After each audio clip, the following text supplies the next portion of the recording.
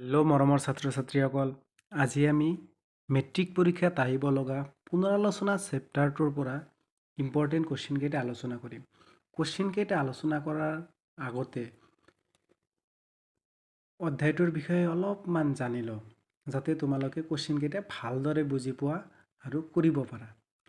পুনৰালোচনা চেপ্টাৰটোত কি কৈছে, তোমালোকে সপ্তম শ্ৰেণীত পাই আহিছা কি সমানুপাত। সমানুপাত। এই সমানুপাতটো মানে হ'ল দুটা সমান অনুপাত। দুটা সমান অনুপাত।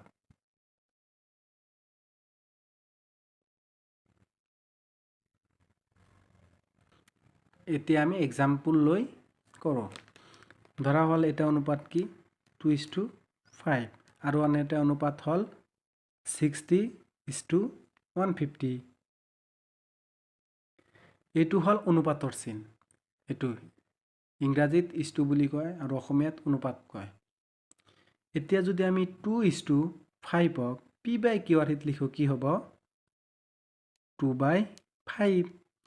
আৰু যদি 60:150ক যদি আমি p/q লিখোঁ কি হ'ব 60/150।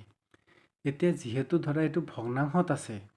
60/150, এইটো কি আছে ভগ্নাংশত আছে। ভগ্নাংশত থাকিলে আমি কেঞ্চেলেশ্যন কৰিব পাৰি। কি কেঞ্চেল কৰিব পাৰি? যদি ওপৰত তলত যদি সমান থাকে তেনেহ'লে কেঞ্চেল কৰিব পাৰি। যিহেতু এইটো 0 আছে, এইটো 0 কেঞ্চেল কৰিলোঁ। এতিয়া 6ক কিহেদি কটাকটি কৰিব পাৰি? 6ক পাৰি 3ৰে। কিমান বাৰ যাব? 2 বাৰ। আৰু 15ক 3ৰে কিমান বাৰ যাব? 5 বাৰ। কি হ'ল তোমাৰ 2/5। চোৱা, এইটো আৰু এইটো সমান হ'ল। যেহেতু এইটো আৰু এইটো সমান হৈছে তেনেহ'লে কি হ'ব? এইটো অনুপাত আৰু এইটো অনুপাত মানে 2:5 আৰু 60:150 ক'ত থাকিব? সমানুপাতত থাকিব। বুজিছা? এতেকে 2:5 আৰু 60:150 ক'ত থাকিব? সমানুপাতত থাকিব। সমানুপাতত থাকিব।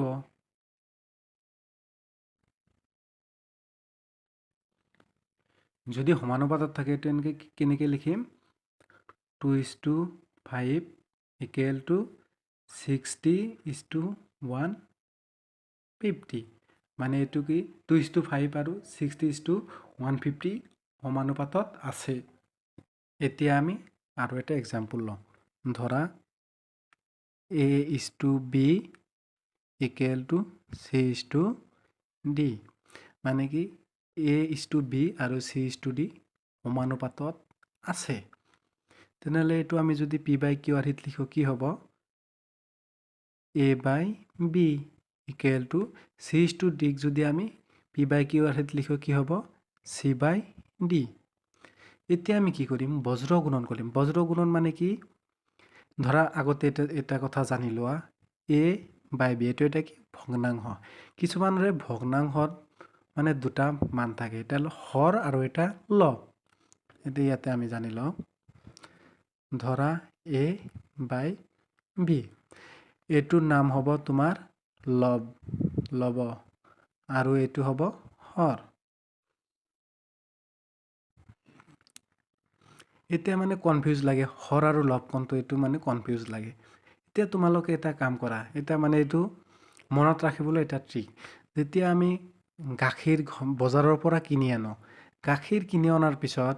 যেতিয়া আমি গাখীৰটো গৰম কৰোঁ, চুলাত দিওঁ, ওপৰত কি হয়? এটা লেয়াৰ পৰে। লেয়াৰটোক আমি কি কওঁ? সৰ বুলি কওঁ। এতিয়া গাখীৰৰ সৰটো ক'ত থাকে? তোমাৰ ওপৰত থাকে। গাখীৰৰ সৰটো ক'ত থাকে? ওপৰত থাকে। কিন্তু গণিতৰ সৰ ক'ত থাকে? তলত থাকে। গাখীৰৰ সৰ থাকে ক'ত? ওপৰত। আৰু গণিতৰ সৰ তলত। যদি হৰটো তলত হয়, অবিয়াছলি লবটো ওপৰতে থাকিব। তেনেহ'লে বিটো কি হ'ব? হৰ। আৰু এইটো কি হ'ব? লব। তেনেহ'লে এইটো কি আছে? A/B আৰু C/D। ইয়াতে হৰ কোনটো?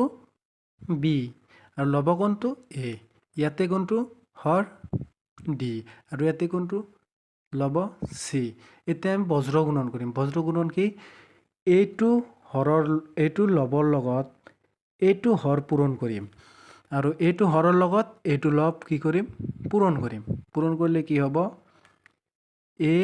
D equal to B C হয়নে নাই এতিয়া এ ডি আৰু বি চি এইটো সমান হ'ল এইটো কি কৰিছোঁ আমি বজ্ৰ গুণন কৰিছোঁ এই এৰ লগত ডি পূৰণ কৰিছোঁ আৰু বিৰ লগত চি পূৰণ কৰিছোঁ আৰু এটা কথা জানি লোৱা এই দুটা কি সমানুপাত এ ইজ টু বি আৰু চি ইজ টু ডি এই দুটা সমানুপাতত আছে এতিয়া এই এ আৰু ডি তোমাক কি ক'ব প্ৰান্ত ৰাশি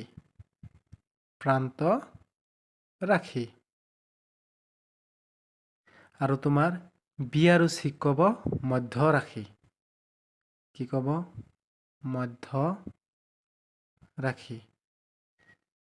এতিয়া চোৱাচোন এই প্ৰান্ত ৰাশি দুটা আমি পূৰণ কৰিছোঁ প্ৰান্ত ৰাশি ইয়াতে এ আছে আৰু ডি আছে কি কৰিছোঁ পূৰণ কৰিছোঁ আৰু মধ্য ৰাশি বি আৰু চি এই দুটা পূৰণ কৰিছোঁ এতিয়া চোৱাচোন যদি প্ৰান্ত ৰাশি দুটাৰ পূৰণফল মানে এ আৰু ডি আৰু মধ্য ৰাশি বি চি দুটাৰ পূৰণফল যদি সমান হয় তাহলে সেই দুটা কিহত থাকিব তোমাৰ সমানুপাতত থাকিব এতেকে যদি প্ৰান্ত ৰাশি দুটাৰ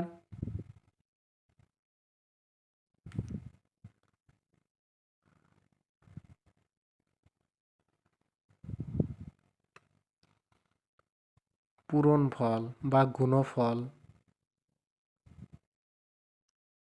ইকুৱেল টু মধ্য ৰাশি দুটাৰ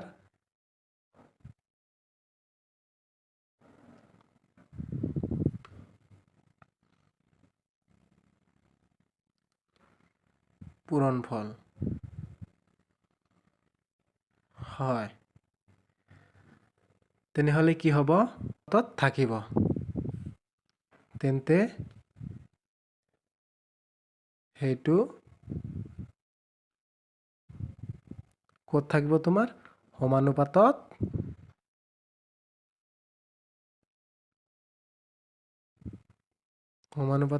থাকিব বুজি পাইছানে তোমালোকে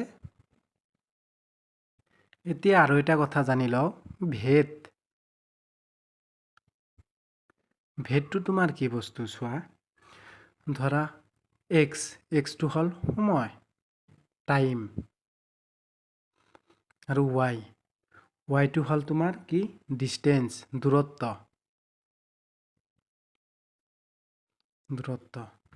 এতিয়া তুমি ধৰা 1 ঘণ্টাত তুমি বাইক দি গৈ আছা এতিয়া তোমালোকে ক্লাছ 10ত পঢ়া সবেই তোমাৰ স্কুটি বা বাইক চলোৱা ধৰা তুমি 1 ঘণ্টাত তুমি 50 কিলোমিটাৰ যোৱা 1 ঘণ্টাত 50 কিলোমিটাৰ গ'লে 2 ঘণ্টাত কিমান কিলোমিটাৰ যাবা 100 কিলোমিটাৰ হয়নে নহয় 3 ঘণ্টাত কিমান যাবা 150 কিলোমিটাৰ হয়নে নহয় এতিয়া চোৱা সময়ৰ লগে লগে দূৰত্বটো বাঢ়ি গৈ আছে ইয়াতে 1 ঘণ্টাত গৈছা 50 কিলোমিটাৰ 2 ঘণ্টাত 100 কিলোমিটাৰ 3 ঘণ্টাত কিমান গৈছা 150 কিলোমিটাৰ ইয়াতে সময়ৰ লগে লগে দূৰত্ব বাঢ়ি গৈ আছে এটো আমি কেনেকৈ লিখিব পাৰো x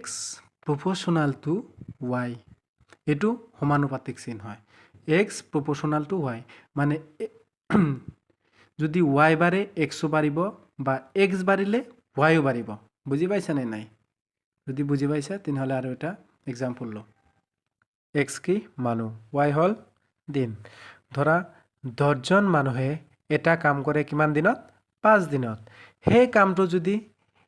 একজন মানুহে কৰে তো কিমান দিন লাগিব 50 দিন এটো বেছি লাগিব নে নাই যদি তুমি 10 জন মানুহে যদি এটা কাম 5 দিনত কৰে একজন মানুহে সেই কামটো যদি কৰে তেনেহলে obviously বেছি দিন লাগিব 50 দিন লাগিব মানে এই দুটা পূৰণ কৰিলে 50 আৰু এই দুটা পূৰণ কৰিলে 50 হ'ব এটো আমি এটো আৰু এটো ৰেশিও লম কিমান 10:1 আৰু এটো আৰু এটো ৰেশিও ললে কি হ'ব 5:50 হয়নে নাই এটো যদি আমি p/q ত লিখো কি হ'ব 10/1 আৰু এইটো যদি আমি p/q/r লওঁ কি হ'ব 5/50 এইটো আমি কেনচেল কৰিব পাৰোঁ 5 যায় 5ৰ মাজত কিমান বাৰ একবাৰ আৰু এইটো 10 চোৱা এইটো আৰু এইটো বিপৰীত হৈছে এইটো হৈছে তোমাৰ 10/1 আৰু এইটো হৈছে 1/10 এইটো কি হৈছে মানে x inversely proportional to 1/y এইটো মানে হ'ল যদি xৰ ভ্যালু বাঢ়ে তেনেহলে y ৰ ভ্যালু কমিব আৰু যদি y ৰ ভ্যালু বাঢ়ে তেনেহলে xৰ ভ্যালু কমিব এতিয়া আমি ইম্পৰ্টেন্ট কোশ্চেন কেইটা আলোচনা কৰো আহা অনুশীলনী r অনৰ 1 নম্বৰ a নম্বৰ কোশ্চেনটো ইম্পৰ্টেন্ট আছে তোমালোকে চাই লোৱা 1 নম্বৰটো কি কৈছে 12:21 আৰু 33:56 এইটো সমানুপাত হ'বনে নাই হেতু আমি মানে চাম এটা আমি কেনেকৈ চাম চোৱা সলিউশন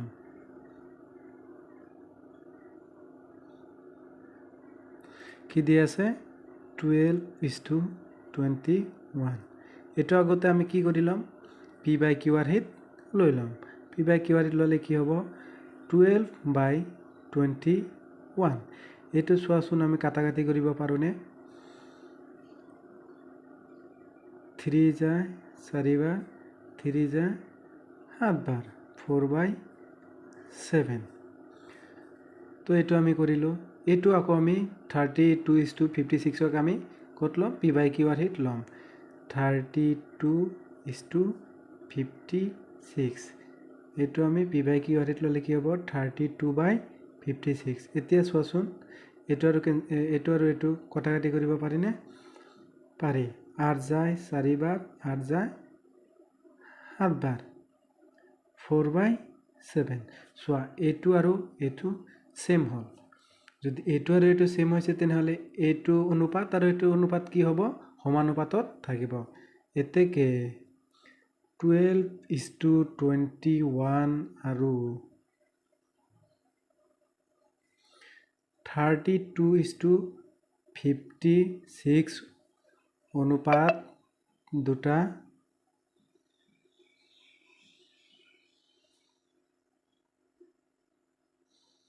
সমানুপাতত থাকিব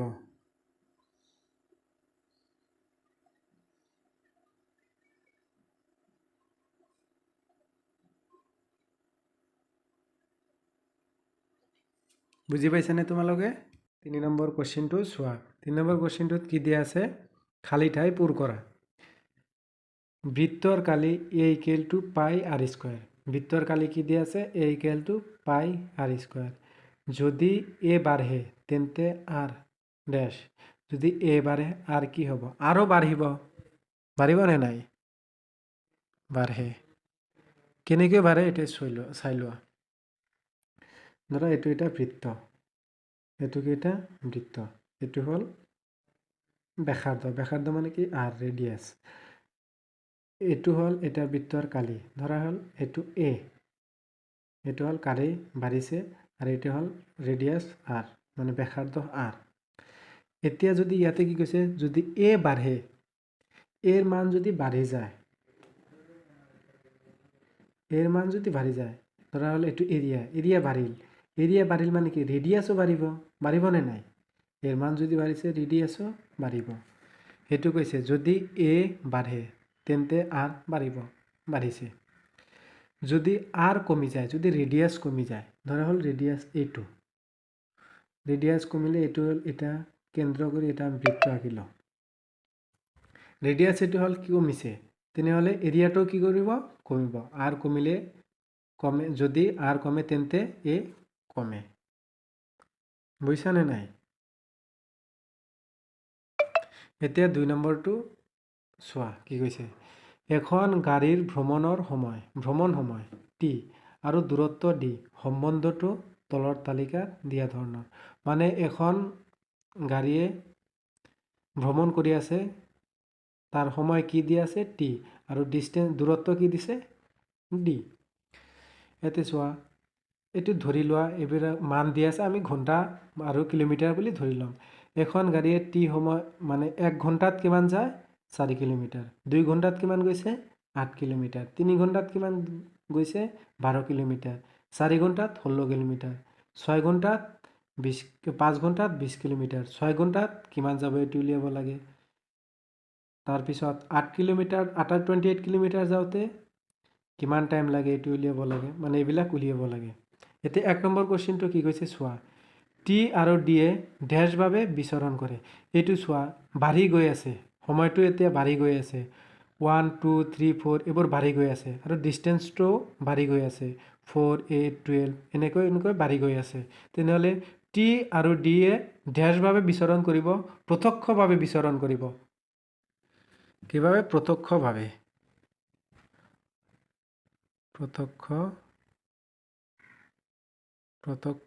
প্ৰত্যক্ষভাৱে বিচৰণ কৰে মানে টিও বাঢ়ি গৈ আছে ডিও তোমাৰ বাঢ়ি গৈ আছে বুজি পাইছানে নাই এতিয়া বি নম্বৰটো কি কৈছে টিৰ মান 6 হলে ডিৰ কিমান যদি টাইম যদি 6 হয় তেনেহ'লে দূৰত্ব কিমান আৰু এটা বস্তু লক্ষ্য কৰিছানে নাই তোমালোকে মই নাজানো কিন্তু তোমালোকে এইটো চোৱা 4 কিলোমিটাৰ ইয়াতে কি কৈছে চোৱা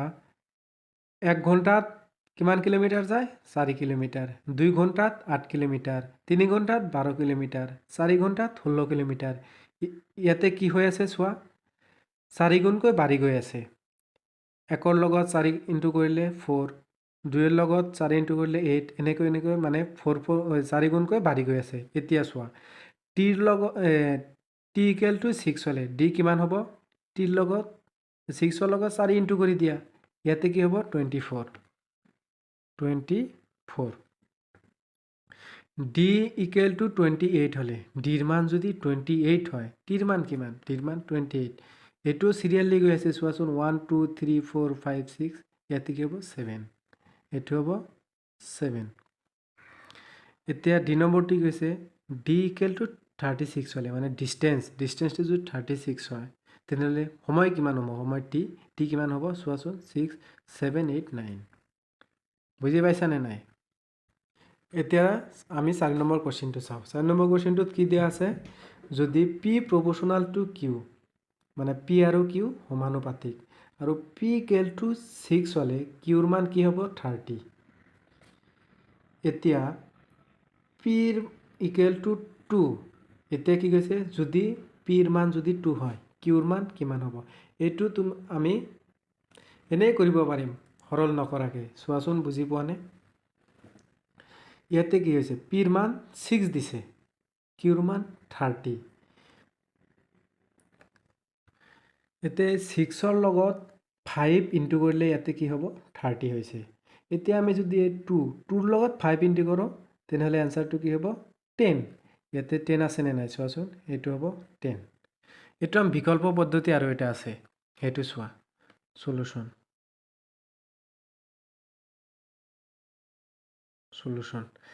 আমার দিয়া আছে কি দিয়া আছে P proportional to Q এতিয়া আমি এই proportional চিনটো সমানুপাতিক চিনটো আমি উঠাই দিম উঠাই দিলে কি হয় P equal to K into Q এইটো আমি 1 নম্বৰ দিম তোমালোকে হয়তো এইটো কথা নাজানা যেতিয়া তোমালোকে ফার্স্ট ইয়ার সেকেন্ড ইয়ারত মানে আপার ক্লাসত পড়িবা তেনেহলে হেতু তোমালোকে পাবা নিশ্চয় এটো পাই গৈছা যেতিয়া আমি প্রপোর্শনাল চিনটো উঠাই দিম উঠাই দিয়াৰ লগে লগে কি হ'ব এটা ইকুৱেল চিন বহিব আৰু এটা কনস্ট্যান্ট আহি যাব এই কে হলে এটো কনস্ট্যান্ট ধ্ৰুবক এটো ইয়াতে সাইডত লিখি লবা দে কে হল সমানুপাতিক ধ্ৰুবক সমানুপাতিক ধ্ৰুবক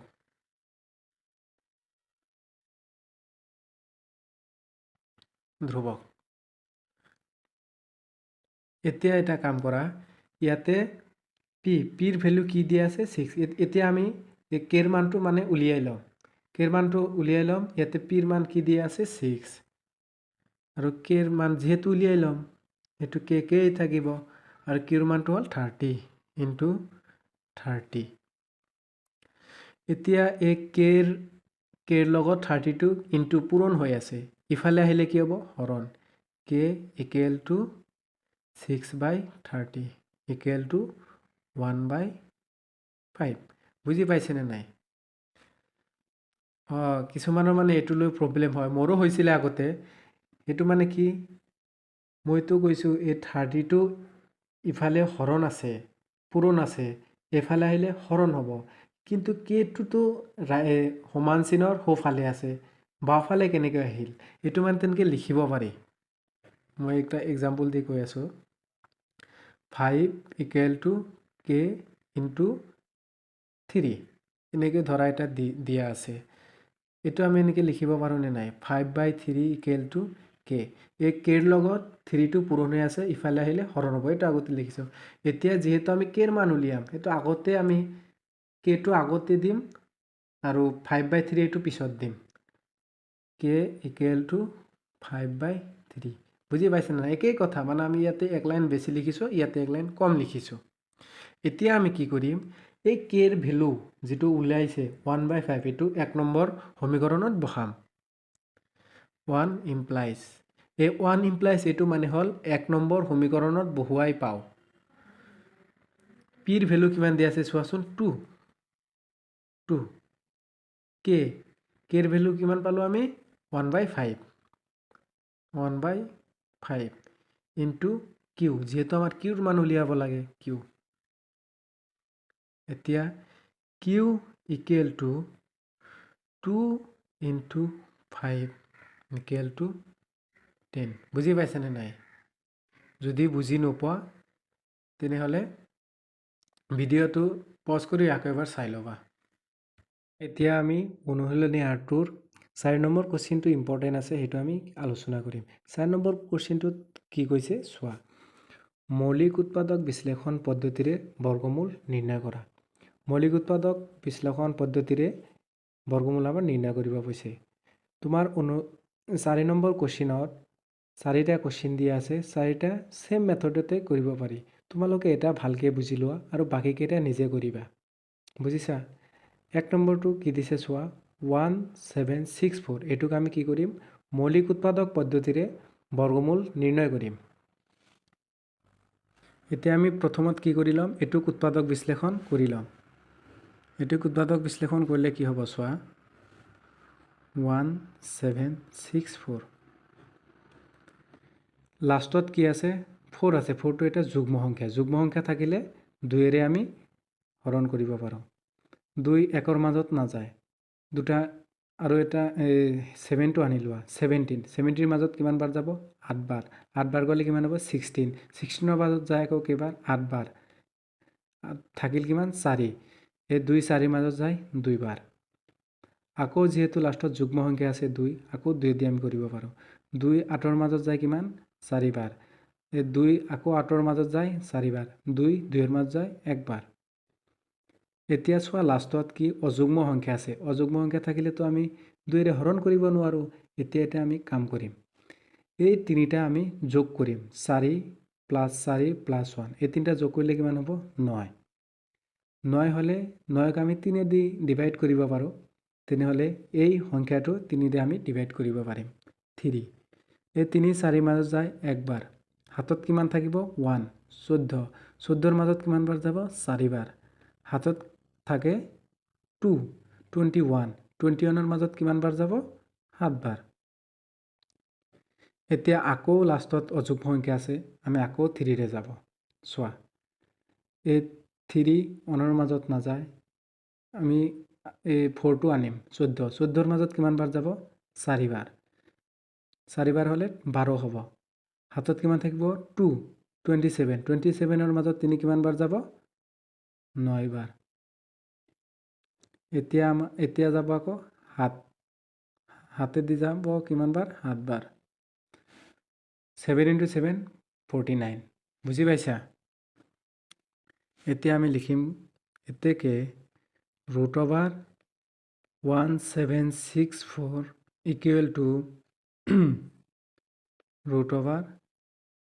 এই গোটেই কেইটা আমি কি কৰিম ৰুট ভিতৰত লিখিম 2 × 2 × 3 ইনটু 3 ইনটু 7 ইনটু 7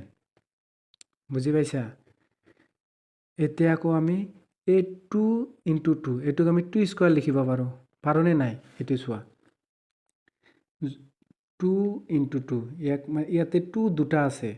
মানে এটা 2 লিখি ওপৰত আমি পাৱাৰ হিচাপে 2 দিম 3 ইনটু 3 এইটো কি লিখিব পাৰিম 3 স্কয়াৰ 4 ইনটু 4 এইটো কি লিখিব পাৰিম 4 স্কয়াৰ ঠিক তেনেকৈ ইয়াতে 2 ইনটু 2 কি লিখিব পাৰিম 2 স্কয়াৰ ইনটু 3 ইনটু 3 এইটো কি লিখিম 3 square into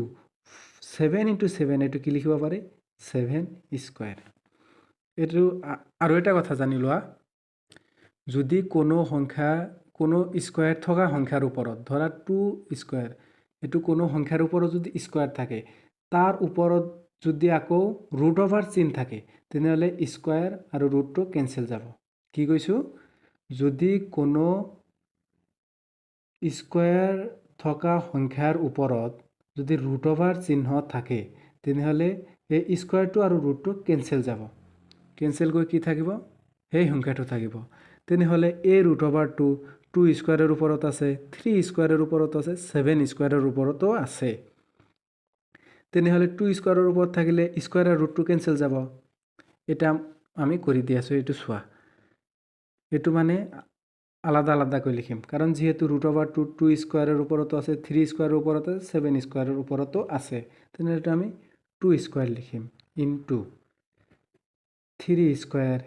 into 7 square the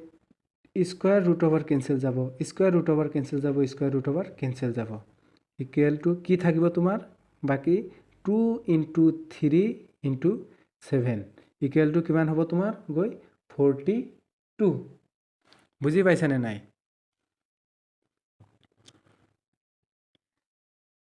এতেকে 176 4 বৰ্গমূল কিমান হ'ব ইকুয়াল টু 42 এতিয়া তোমালোকে 8 নম্বৰ কোশ্চেনটো চোৱা 8 নম্বৰ কোশ্চেনটো কি কৈছে 4 9 আৰু 10 ৰে হৰণ কৰিব পৰা আটাইতকৈ সৰু পূৰ্ণ বৰ্গ উলিওৱা মানে কি কৈছে এনে এটা পূৰ্ণ বৰ্গ সংখ্যা উলিয়াব দিছে যাক আমি 4 ৰেও হৰণ কৰিব পাৰো 9 ৰেও হৰণ কৰিব পাৰো আৰু 10 ৰেও যাতে হৰণ কৰিব পাৰো এতিয়া তাৰ আগতে আমি এটা তোমালোকক এটা কথা শিকাই দিও পূৰ্ণ বৰ্গ সংখ্যা কাক কয় এক্সাম্পল দি কৰিলে তোমালোকে ভালদৰে বুজিব পাৰিবা ধৰা 9 এই 9 ৰ যদি আমি 9ক যদি আমি উৎপাদক বিশ্লেষণ কৰো কি হ'ব 3 3 9 9 equal to কি লিখিব পাৰো 3 into 3 ঠিক তেনেকৈ 4ক কি লিখিব পাৰিম 2 into 2 আকৌ 16ক কি লিখিব পাৰিম 2 into 2 into 2 into 2 এতিয়া চোৱা যদি সেম সংখ্যা মানে কি ইয়াতে ধৰা 3 আৰু 3 সেৰ সংখ্যা যদি জোৰ পাতি থাকিলে কি হ'ব তোমাৰ হেতু হ'ব পূৰ্ণ বৰ্গ সংখ্যা ধৰা 9 টো কি 3 into 3 এই সংখ্যা দুটা একে সংখ্যা দুটা জোৰ পাতি আছে এটো 9 টো কি হ'ব পূৰ্ণ বৰ্গ সংখ্যা হ'ব আকৌ 4 ধৰা 4ক কি লিখিব পাৰি 2 into 2 এটো জোৰ পাতি আছে এটো হ'ব পূৰ্ণ বৰ্গ সংখ্যা 16ক এটো এটা জোৰ পাতিছে এটো এটা জোৰ পাতিছে বাকিটো আৰু থকা নাই থাকিছে জানো থকা নাই তেনেহলে 16 এটা কি হ'ব পূৰ্ণ বৰ্গ সংখ্যা হ'ব এতিয়া ধৰা 12ক যদি আমি উৎপাদক বিশ্লেষণ কৰো কি হ'ব সোৱা 12 2 দি গলে কিমান হ'ব 6 2 দি গলে 3 এতিয়া সোৱা 12ক যদি আমি উৎপাদক বিশ্লেষণ কৰো কি পালো আমি 2 into 2 into 3 এইটো তো জোৰ পাতিছে কিন্তু এইটো 3 তো জোৰ পতা নাই পাতিছে জানো এই 3 টো পূৰ্ণ বৰ্গ সংখ্যা এই 12 টো পূৰ্ণ বৰ্গ সংখ্যা নহয় এতিয়া আমি গণিতটো চাও সলিউশন এতিয়া আমি প্ৰথমে কি কৰিম 4 9 আৰু 10ক উৎপাদক বিশ্লেষণ কৰিম 4 9 আৰু 10 এইটো চোৱা 2 দি যাব 2 দি কিমান বাৰ যাব 2 বাৰ 9 দি নাযায় 9টো ইয়াতে বহিব আৰু 5 বাৰ আৰুতো নাযায় যায় নেকি নাই এতিয়া কি কৰিম আমি এই গোটেই কেইটা পূৰণ কৰিম এতেকে মানে এইটো লসাগু ললো মানে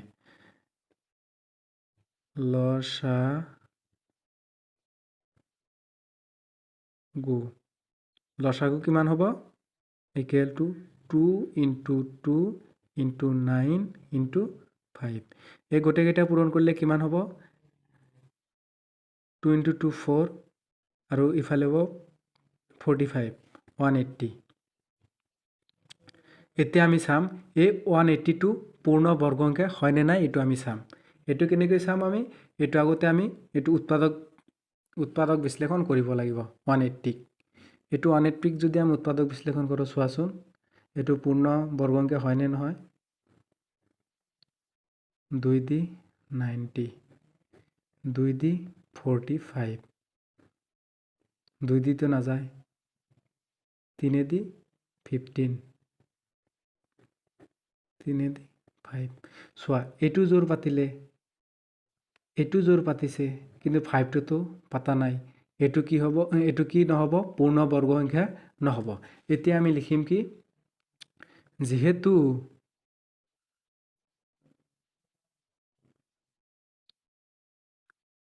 4 9 10 ৰে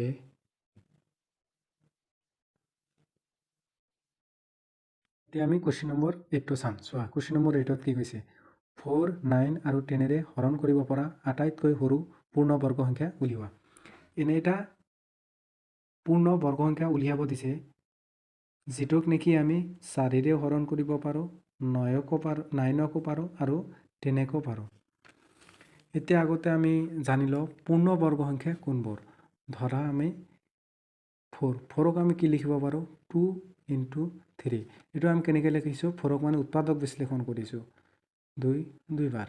আৰুতো নাযায় ঠিক তেনেকৈ আমি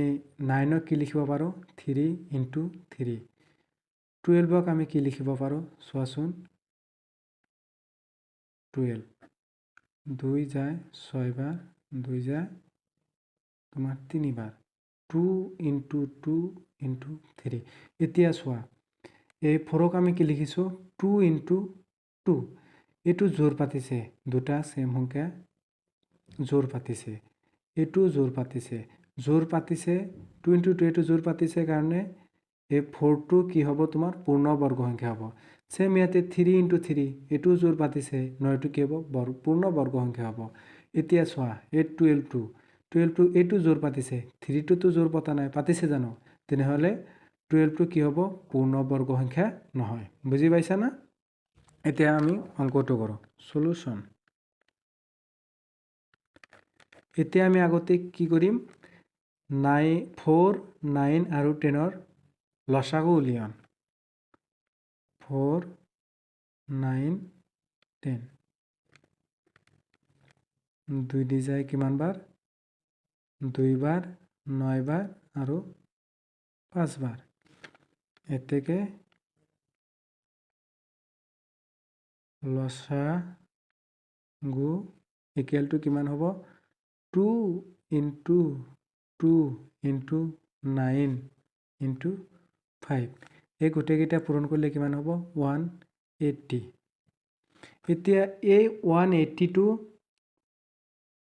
পূৰ্ণ বৰ্গ সংখ্যা হয় নে নহয় এইটো আমি চাম চোৱা এই 180 আমি 4ৰেও হৰণ কৰিব পাৰোঁ এই 180ক আমি 9ৰেও হৰণ কৰিব পাৰোঁ এই 180ক আমি 10ৰেও হৰণ কৰিব পাৰোঁ এইটো হ'ল কিন্তু আকৌ কোৱেশ্যনত কি কৈছে পূৰ্ণ বৰ্গ সংখ্যা হ'ব লাগিব এতিয়া আমি চাম কি এইটো পূৰ্ণ বৰ্গ সংখ্যা হয় নে নহয় এইটো আমি চাম এতিয়া চোৱা এইটো পূৰ্ণ বৰ্গ সংখ্যা চাবলৈ হ'লে এইটো আমি কি কৰিব লাগিব উৎপাদক বিশ্লেষণত ভাঙিব লাগিব এইটো এনেকৈ ভাঙিম চোৱা 180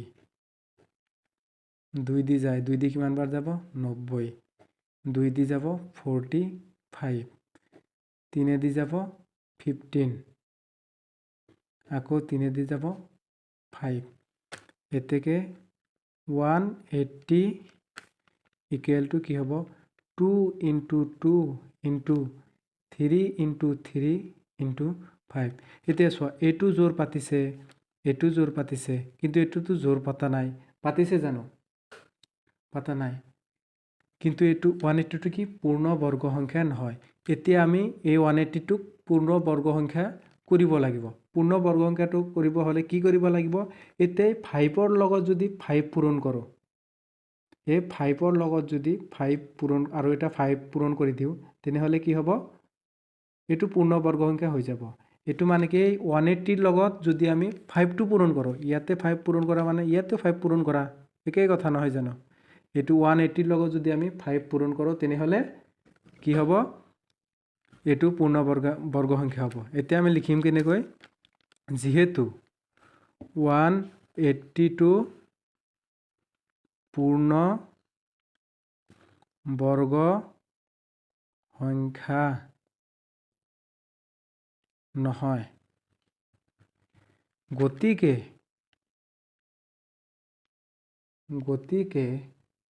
পূৰ্ণ বৰ্গ সংখ্যালৈ নিবলৈ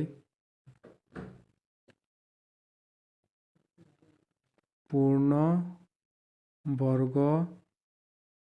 সংখ্যালৈ নিবলৈ আমি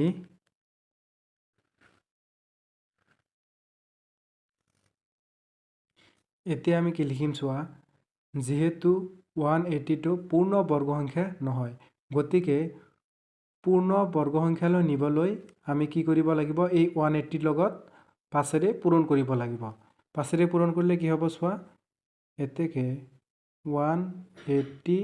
ইনটু 5 ইকুৱেল টু 900 এইটো হ'ব তোমাৰ এনসাৰ বুজি পাইছা না এতিয়া 11 নম্বৰ কোৱেশ্চনটো চোৱা কি কৈছে তলৰ কোনটো সংখ্যা অযুগ্ম সংখ্যাৰ বৰ্গ তোমালোকে এটা সদায় এটা কথা মনত ৰাখিবা কি যুগ্ম সংখ্যাৰ বৰ্গ সদায় যুগ্ম হয় ধৰা যুগ্ম সংখ্যা এটা ধৰা 4ৰ বৰ্গ মানে স্কয়াৰ 16 এটো কি হ'ব যুগ্ম আৰু এটা যুগ্ম সংখ্যা ধৰা 12ৰ বৰ্গ 144 এটো যুগ্ম আৰু এটা কথা কি অযুগ্ম সংখ্যাৰ বৰ্গ সদায় এটা অযুগ্ম সংখ্যাই হয় এটো চোৱা অযুগ্ম সংখ্যা এটা 3ৰ বৰ্গ 9টো কি অযুগ্ম সংখ্যা এটো 11ৰ কি হ'ব 121 এটো এটা কি অযুগ্ম সংখ্যা এতিয়া কোৱেশ্চনটো লৈ আহা তলৰ কোনটো সংখ্যা অযুগ্ম সংখ্যাৰ বৰ্গ এটো ইয়াতে 6 আছে 256 256 টো এটো যদি কিবা এটা সংখ্যা বৰ্গ হয় তেনেহলে এটো যেহেতু এটো যুগ্ম সংখ্যাৰ বৰ্গ সদায় কি যুগ্ম সংখ্যাই হ'ব এটো যেহেতু যুগ্ম সংখ্যা হয় এটো কি হ'ব এতিয়া আমি 11 নম্বৰ কোৱেশ্চনটো লৈ আহো 11 নম্বৰ কোৱেশ্চনটোত চোৱা কি আছে তলৰ কোনটো সংখ্যা অযুগ্ম সংখ্যাৰ বৰ্গ ইয়াতে দিছে এই চাৰিটা দিছে এই চাৰিটাৰ কোনটো সংখ্যাৰ বৰ্গ অযুগ্ম সংখ্যাৰ হ'ব এটো চোৱা ইয়াতে এটা কথা আমি তোমালোকে জানি লোৱা যুগ্ম সংখ্যাৰ বৰ্গ সদায় যুগ্ম হ'ব আৰু অযুগ্ম সংখ্যাৰ বৰ্গ সদায় কি হ'ব অযুগ্ম হ'ব ধৰা হল যুগ্ম সংখ্যা 2 এটো যুগ্ম হয় নে নাই এটো যদি আমি বৰ্গ কৰো এটো কি হ'ব 4 এটো কি হ'ব যুগ্ম সংখ্যাৰ বৰ্গ সদায় কি হ'ব যুগ্ম সংখ্যা আৰু এটা ধৰা যুগ্ম সংখ্যা 8 এটোক যদি আমি বৰ্গ কৰো তেনেহলে কি হ'ব 64 এটো কি হ'ব যুগ্ম সংখ্যা হ'ব আৰু অযুগ্ম সংখ্যাৰ বৰ্গটো সদায় অযুগ্ম হ'ব অযুগ্ম সংখ্যা কি 3 কি ইয়াতে যদি আমি বৰ্গ কৰো কি হ'ব 9 টো কি অযুগ্ম সংখ্যা এতিয়া ইয়াতে চোৱা 156 169 546 754 এটো চোৱা এটো যুগ্ম সংখ্যা এটো যুগ্ম সংখ্যা এটো যুগ্ম সংখ্যা কিন্তু এটো কি অযুগ্ম সংখ্যা এইটো হ'ব তোমাৰ অযুগ্ম সংখ্যাৰ বৰ্গ বুজি পাইছা না এইটোই তোমাৰ 2 নম্বৰ বি নম্বৰটো চোৱা কি কৈছে তলৰ কোনটোৰ এককৰ স্থানত অন থাকিব 19 স্কুৱাৰ 34 স্কুৱাৰ 18 স্কুৱাৰ আৰু 20 স্কুৱাৰ এইটো তুমি এনেই চাব পাৰা এই 9 স্কুৱাৰ 9 স্কুৱাৰক আমি কি 19 স্কুৱাৰ এইটো 9ৰ ওপৰত স্কুৱাৰ আছে কি হ'ব 81 এইটো একক স্কুৱাৰত 1 আছে এই 34 4 স্কুৱাৰ কৰিলে 16 একক স্কুৱাৰ 6 আছে 8 স্কুৱাৰ এইটো 64 4 আছে 0 এইটো 0 হ'ব এইটো এনসাৰ কি হ'ব তোমাৰ 9 স্কুৱাৰ এতিয়া সি নম্বৰ কোৱেশ্চনটো চোৱা কি কৈছে 18 স্কুৱাৰ আৰু 19 স্কুৱাৰৰ মাজত কেইটা স্বাভাৱিক সংখ্যা আছে এইটো এটা ফৰ্মুলা আছে এইটো তোমালোকে জানি লোৱা কি ওচৰা ওচৰিকৈ থকা যদি দুটা সংখ্যাৰ মাজত যদি স্বাভাৱিক সংখ্যা যদি উলিয়াব কয় তেনেহলে আমি কেনেকৈ উলিয়াম এইটো ফৰ্মুলাটো হ'ল টুৱাইছ n এই nটো মানে হ'ল আগৰ সংখ্যাটো 18 এইটো কি হ'ব চোৱা 2 into 18 কিমান হ'ব 36 এইটো এনসাৰ হ'ব 36 বুজি পাইছানে নাই এটা আৰু এটা এক্সাম্পল দিওঁ ধৰা তোমাক যদি কয় এইটো এক্সাম্পল দিলো হা তোমালোকক বুজাৰ কাৰণে এইটো এনসাৰটো হ'ল 36 যদি কয় তোমালোকক 11 স্কুৱাৰ আৰু 19 স্কুৱাৰৰ 12 স্কুৱাৰৰ মাজত স্বাভাৱিক সংখ্যা কেইটা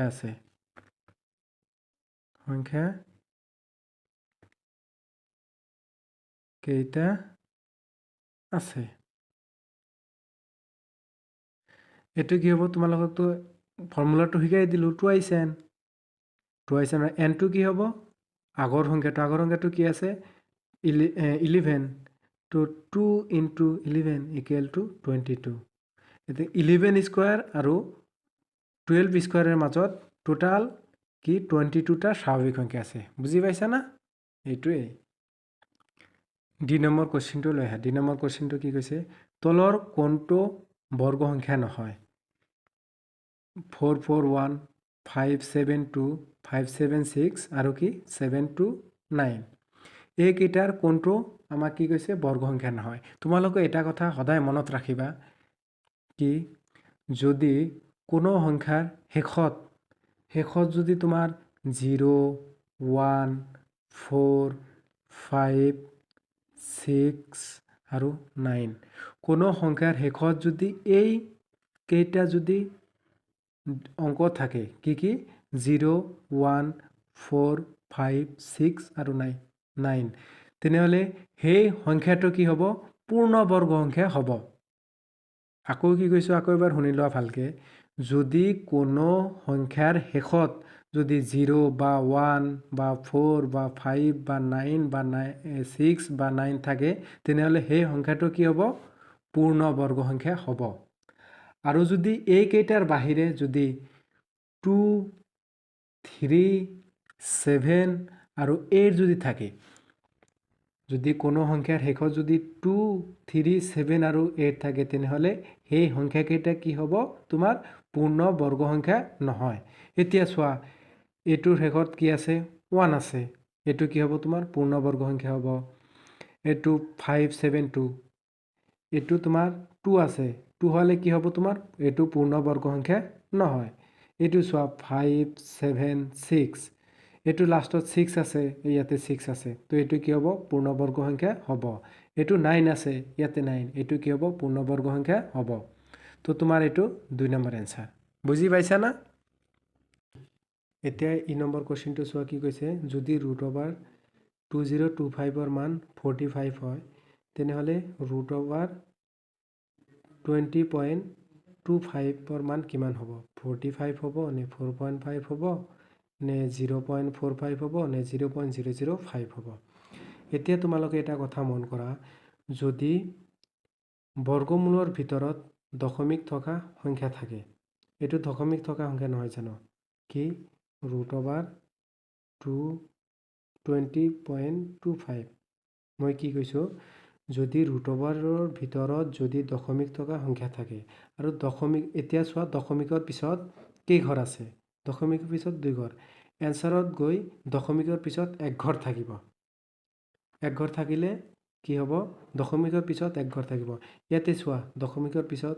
1 ঘৰ ক'ত আছে? এইটো এনচাৰ হ'ব এইটো। এইটো আৰু এটা এক্সাম্পল লওঁ। ধৰা কি √10.0012 10.0012 এইটো এটা ধৰি লোৱা। এইটো দশমিকৰ পিছত কেই ঘৰ আছে তোমাৰ? 4 ঘৰ। এনচাৰত দশমিকৰ পিছত কেই ঘৰ থাকিব? 2 ঘৰ। পইণ্ট ধৰা 12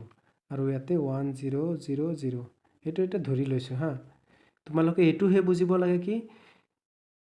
ৰুট ভিতৰত যদি দশমিক থকা সংখ্যা থাকে